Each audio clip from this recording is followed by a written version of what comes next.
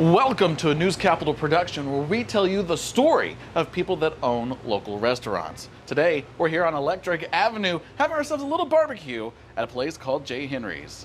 I'm Derek Hatridge, and this is That's Tasty.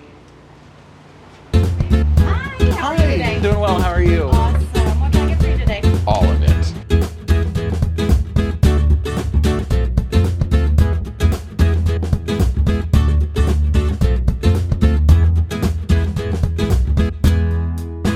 I'm Hank Starkey, and I own J. Henry's Burgers, Barbecue, and More. So when did you start the business? It will be 9 years, January 4th, coming up. A couple of weeks, we'll celebrate our 9-year anniversary. Awesome. Right here. So what made you want to get into the barbecue business? It wasn't really a lifelong dream. A son of mine had played football here in high school, and we kind of got to tailgating. And that just kind of led into, throwing little parties here and there, and people just really pushing me about, man, your barbecue's great. You need to have business. You need to have business. And I was employed at the ammunitions plant back in those days, and so leaving that job wasn't really a thing that I was looking forward to doing in this part of the country.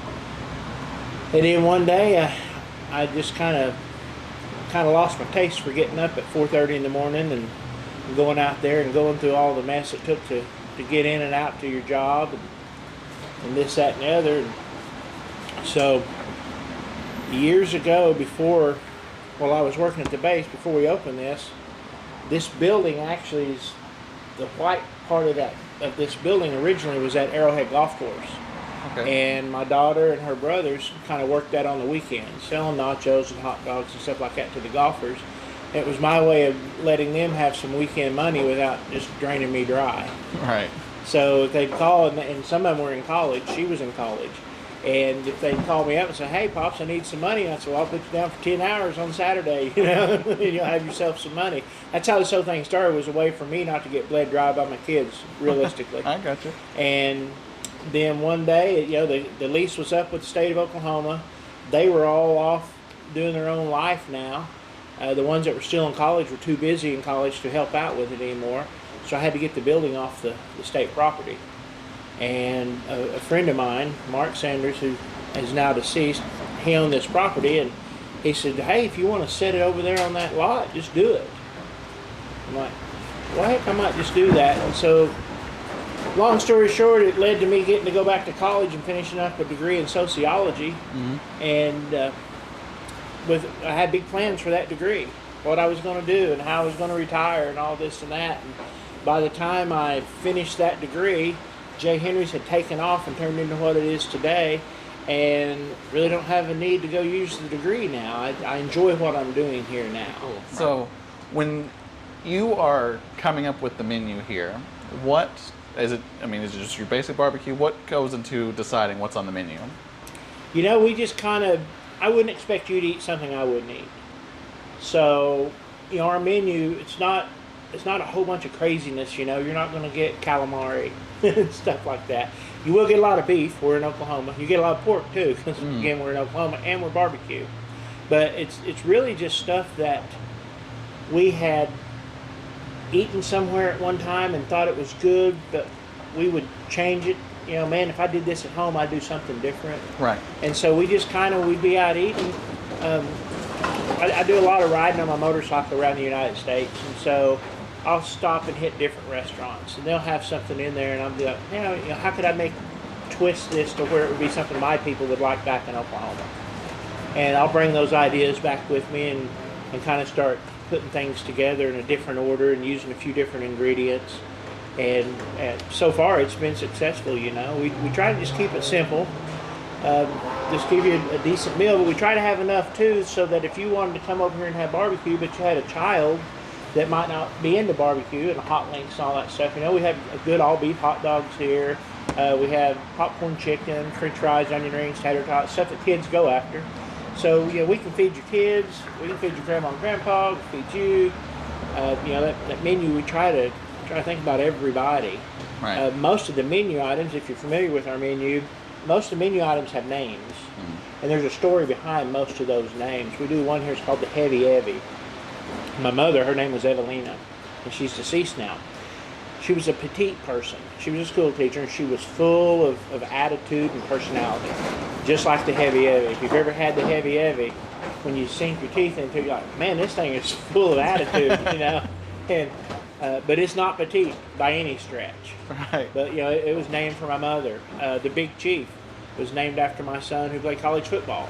He's Native American, and he's larger than life. He's about 6'7", 330, 40 pounds. And when he graduated, the day he walked, we were having lunch, and he says, "Dad, what are you going to give me for my graduation?" He said, "Am I getting a car, or what are you going to do?" And I said, "I'm going to name something after you on the menu."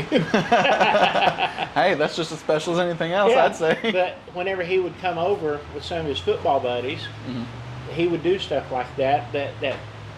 Big Chief is a French fries with hot barbecue sauce, cheese sauce, and then hot links and onions all sauteed together, put over the top of it. Now, it's a meal, and that's what he likes. He invented that himself just by accident. Right. He'd come over and make French fries, and he'd cover it with that stuff. And so then when he graduated, I was like, "I'm going to put that on the menu for you, son.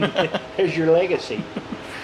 So, but yeah, everything on there just about, if it has a name like that, you know, the Moab, Mother of All Burgers, was a play off Mother of All Bombs, right out here, you know, supporting our people in armed forces that work out here at the ammunitions plant.